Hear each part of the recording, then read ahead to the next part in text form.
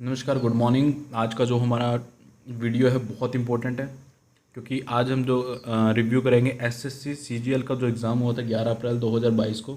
किस तरह के क्वेश्चंस इस शिफ्ट में आपको देखने को मिले थे। मॉर्निंग शिफ्ट का ये पेपर है और किस तरह के क्वेश्चंस आपको इस शिफ्ट में देखने को मिले थे, किस तरह के क्वेश्चंस आपको आप जो सीजीएल की क्वेश्चंस जो पेपर होंगे उसके अंदर आपको मिलेंगे, और किस किस चीज़ के आपको किस टॉपिक की कितनी तैयारी करनी चाहिए ताकि आप एसएससी सीजीएल है वो फर्स्ट बार में ही आप क्रैक कर पाओ। अगर आप पहली बार भी देने जा रहे हो सीजीएल तो उसको पहले अटैम्प्ट में ही कैसे क्लियर आप कर सकते हो, वो सारी बातें हम इस वीडियो में करने वाले हैं। तो बिना टाइम वेस्ट करें, अगर आपको इसकी पीडीएफ चाहिए जो हम करवा रहे हैं आपको ये 11 अप्रैल 2022 मॉर्निंग शिफ्ट का पेपर, तो आप हमारे टेलीग्राम चैनल पर जा सकते हो। इस वीडियो के बाद तुरंत वहाँ पर पीडीएफ अपलोड हो जाएगी। और अगर आपको free of cost quiz attempt करनी है तो क्विज अटैम्प्ट करने के लिए भी आप हमारे टेलीग्राम पर ज्वाइन कर सकते हो। वहाँ पे डेली 8 से 9 के बीच में क्विज अपलोड हो जाएगी ताकि आप देख सको कि आपने कितनी तैयारी आज की है और कितना आप तरक्की के पास हो। तो बिना टाइम वेस्ट करे बिल्कुल छोटी सी वीडियो बनाएंगे और चलते हैं अपने फर्स्ट क्वेश्चन की तरफ। सबसे पहला जो क्वेश्चन इस शिफ्ट में पूछा गया था वो था the numerical taxonomy of plant is based on which of the following. 4 option आपके पास दिए गए थे, chemical constituents, structure, chromosome number या ऑल ऑब्जर्वेबल कैरेक्टरिस्टिक्स। तो ये बायो का क्वेश्चन आपको सबसे पहले तो आपको पता होना चाहिए न्यूमेरिकल टैक्सोनॉमी होता क्या है। जो हिंदी के स्टूडेंट्स उनको बता दूं, संख्यात्मक वर्गीकरण इसको हिंदी में बोला जाता है।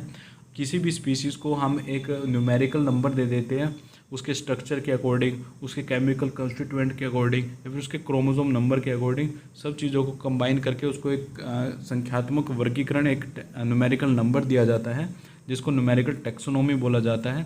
तो इसका राइट आंसर हो जाएगा आपका ऑल ऑब्जर्वेबल कैरेक्टरिस्टिक्स। तो इन सभी कैरेक्टरिस्टिक्स को देखते हुए आपको न्यूमेरिकल टैक्सोनॉमी आपको अलॉट एक नंबर किया जाता है। तो नेक्स्ट क्वेश्चन हमारे पास, on which day was the national emblem of India adopted. Day से पहले आपको ये पता होना चाहिए कि नेशनल एम्बलम लिया कहाँ से गया था। तो जो नेशनल एम्बलम है ये हमारा लिया गया था सारनाथ के अशोक स्तंभ से। सारनाथ में जो अशोक स्तंभ है वहाँ से आपका जो नेशनल एम्बलम है वो लिया गया था। और किस डेट को ये लिया गया था, ये लिया गया था आपका 26 जनवरी 1950 को आपका नेशनल एम्बलम अडोप्ट कर लिया गया था। तो नेक्स्ट क्वेश्चन है हमारे पास, who among the following became the chief minister of Uttarakhand in March 2021। ये 2021 का है, तो आपके लिए तो ये क्वेश्चन इंपॉर्टेंट नहीं है, आपके लिए इंपॉर्टेंट है कि 2023 का कौन है।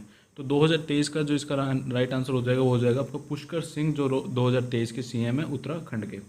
तो नेक्स्ट क्वेश्चन है हमारे पास, the allocation towards health and wellbeing was increase by how much % over the previous year in union budget 21-22 में जो यूनियन बजट आया था आपका, उसमें हेल्थ को लेकर कितना % इंक्रीज़ किया गया था बजट में अमाउंट। तो 137% आपका इंक्रीज़ किया गया था 2021-2022 में। तो अब अगर 2023 और 2024 की बात करें तो 2023-24 में ये 13% इंक्रीज़ किया गया है प्रीवियस ईयर से। तो ये चीज़ें आपको पता होनी चाहिए। बजट बहुत इंपॉर्टेंट है, बजट के ऊपर एक स्पेशल वीडियो आपको जल्दी देखने को मिल जाएगी, तो उसको आप ध्यान से कर लेना क्योंकि उससे डायरेक्ट क्वेश्चन आपके एग्जाम में पूछे जाते हैं। बहुत ही सिंपल क्वेश्चन आते हैं इसकी तरह। जिसने बजट पढ़ रखा था उसके लिए क्वेश्चन कुछ नहीं था, बहुत आसान था। उसको पता था कि 137% लास्ट ईयर से इंक्रीज़ कर दिया आपका हेल्थ बजट। तो जो इस बार किया है वो 13% इंक्रीज़ किया लास्ट ईयर से। तो नेक्स्ट क्वेश्चन है हमारे पास, who among the following is the author of the book the secret of the Veda. तो बहुत इजी क्वेश्चन है, डायरेक्ट क्वेश्चन पूछा गया, secret of the Veda book किसने लिखी है। तो ये बुक लिखी थी आपकी श्री औरबिंदो जी ने। तो इसका बिल्कुल राइट आंसर हो जाएगा ए आपका। तो नेक्स्ट क्वेश्चन है हमारे पास, न्यूमेटोफोरस आर स्पेशलाइज्ड इन हाइड्रोफाइट्स। सबसे पहले तो आपको पता होना चाहिए कि न्यूमेटोफोरस है क्या। न्यूमेटोफोरस को हम अगर हिंदी में बात करें तो सांस लेने वाली जड़ें इसको बोला जाता है, द रूट्स जो सांस लेती है। तो इसका राइट आंसर हो जाएगा आपका रूट्स। ये ज़मीन से ऊपर आ जाती है, पानी से ऊपर आ जाती है, सांस लेने के लिए इनको बोला जाता है ऑक्सीजन ये लेती है। तो न्यूमेटोफोरस ऑक्सीजन लेती है और इनको बोला जाता है सांस लेने वाली जड़ें। जड़ें क्या हो जाएगा आपका रूट्स। तो नेक्स्ट क्वेश्चन है हमारे पास, which of the following day is celebrated as world water day. World water day में शायद आपको सोचने की बिल्कुल भी ज़रूरत नहीं है क्योंकि बहुत डायरेक्ट क्वेश्चन पूछा गया। वर्ल्ड वाटर डे को हम अपनी वीडियो में स्पेशल डेज वाले में करवा चुके हैं आपको। 22 मार्च इसका आपका राइट आंसर हो जाएगा। नेक्स्ट क्वेश्चन है हमारे पास, which among the following Rajput rulers defeated Mohammad Ghori in the first battle of Tarain in 1191 AD। कौन से राजपूत शासक ने मोहम्मद गोरी को हरा दिया था पहले टेरेन के युद्ध में 1191 AD में जो हुआ था। तो पृथ्वीराज जी ने इनको हरा दिया था, मोहम्मद गौरी को। पृथ्वीराज जी थे आपके राजपूत रूलर जिन्होंने मोहम्मद गौरी को पहले बैटल में ऑफ टेरेन में हरा दिया था। तो नेक्स्ट क्वेश्चन है हमारे पास, in which year was the lotteries regulation act passed. इस क्वेश्चन से पहले आपको पता होना चाहिए कि लॉटरी रेगुलेशन एक्ट है क्या। तो लॉटरी अधिनियम कानून जो आया था ये आपको 1998 में आया था। इसके अकॉर्डिंग जो भी कंपनी लॉटरी प्रोवाइड कर रही है उनको एक स्पेशल टर्म्स एंड कंडीशंस को फॉलो करना पड़ेगा। अगर वो उनको फॉलो नहीं करेंगे तो जो उनका लॉटरी का लाइसेंस है वो कैंसिल हो जाएगा। तो इस लॉटरी रेगुलेशन एक्ट को लॉन्च किया गया था 1998 में, इसको पास किया गया था, जिसके अकॉर्डिंग आज तक सभी लॉटरीज कंपनीज चल रही है इंडिया के अंदर। तो नेक्स्ट क्वेश्चन हमारे पास, अघतम इज़ अ घतम। घतम का आपको सबसे पहले पता होना चाहिए ये है क्या। ये आपको मेनली हरियाणा, पंजाब और तमिलनाडु की तरफ देखने को मिलता है। नॉर्थ में आपको हरियाणा पंजाब में और साउथ में आपको तमिलनाडु में देखने को मिलता है। ये एक म्यूज़िकल इंस्ट्रूमेंट होता है। आपने घड़ा देखा होगा, हरियाणा वाले समझ पाएंगे इसको। घड़ा तो उसको उल्टा करके उसके ऊपर हाथ से उसको बजाया जाता है, मटका जिसको बोलते हैं, मटके को बजाया जाता है। तो उसको एक म्यूज़िकल इंस्ट्रूमेंट की तरह वो काम करता है और उसको बोला जाता है आपका घतम। तो ये बहुत ही इजी क्वेश्चन था, जो पुरानी संस्कृति से जो जिन्होंने पढ़ रखा है तो वो इसको बिल्कुल आसानी से इस क्वेश्चन को कर पाए होंगे।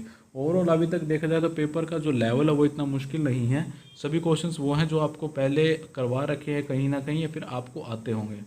तो नेक्स्ट क्वेश्चन हमारे पास, which of the following is an indirect tax in India.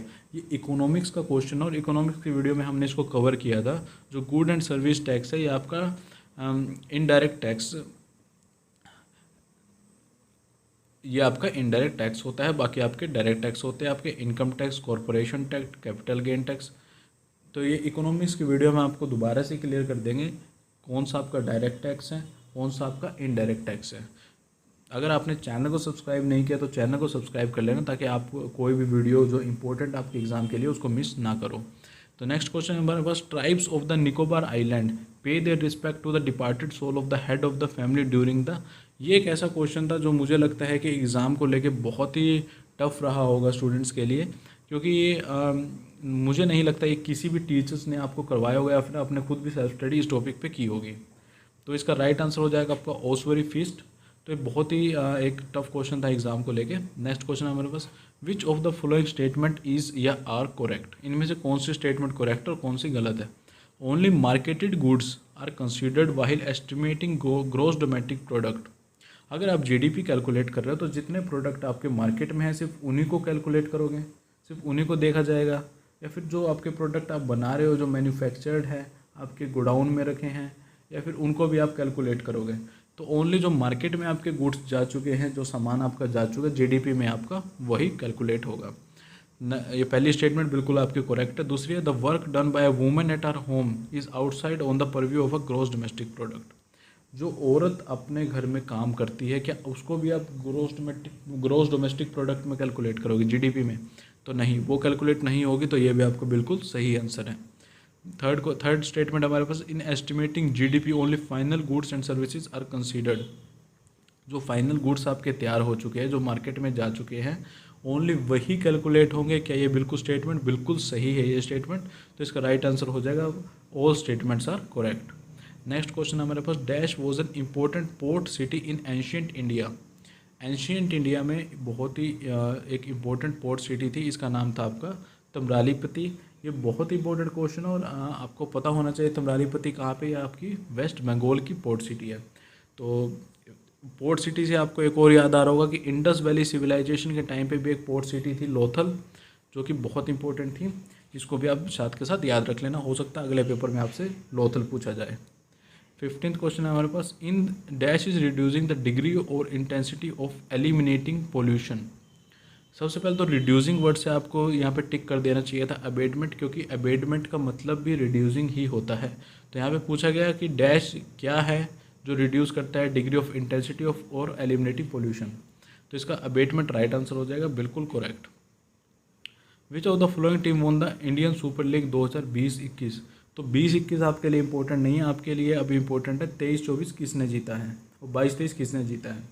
तो बहुत इंपॉर्टेंट क्वेश्चन है यहाँ पे। इसका जो थर्ड ऑप्शन दिया गया एटी के मोहन बगान। एटी के मोहन बगान आप जो टीम है जो कि आपकी कोलकाता की टीम है फुटबॉल की, इन्होंने जीता इस बार इंडियन सुपर लीग 2022-23। ठीक है, नेक्स्ट क्वेश्चन।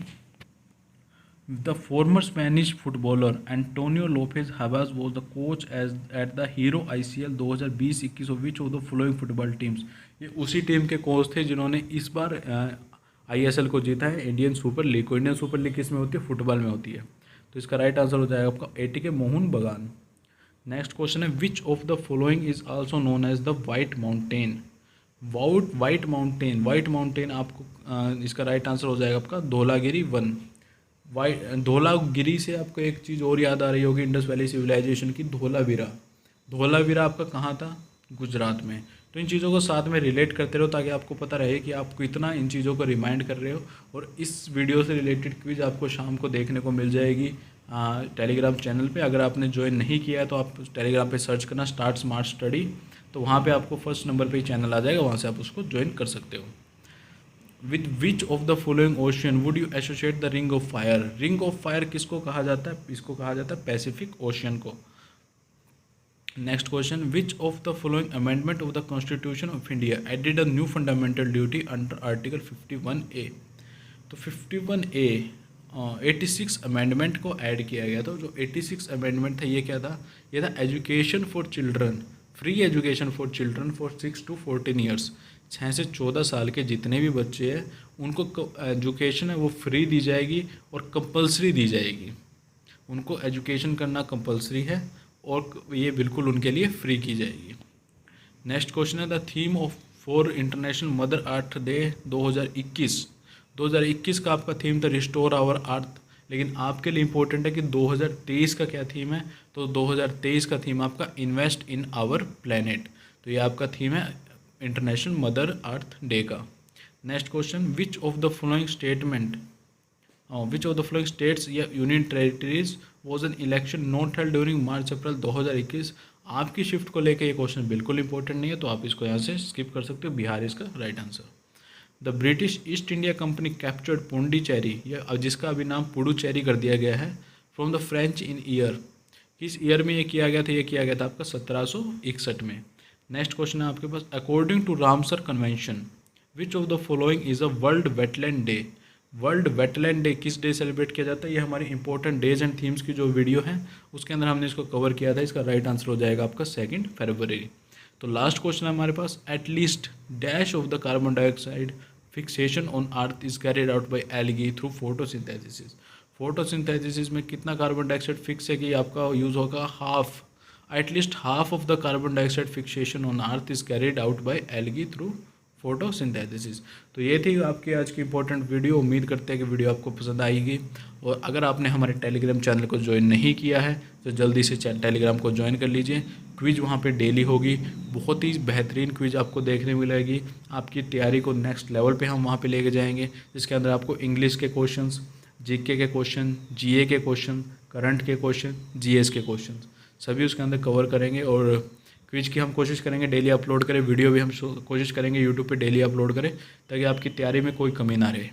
तो मिलते हैं नए वीडियो के साथ, नए कंटेंट के साथ। तब तक के लिए जय हिंद।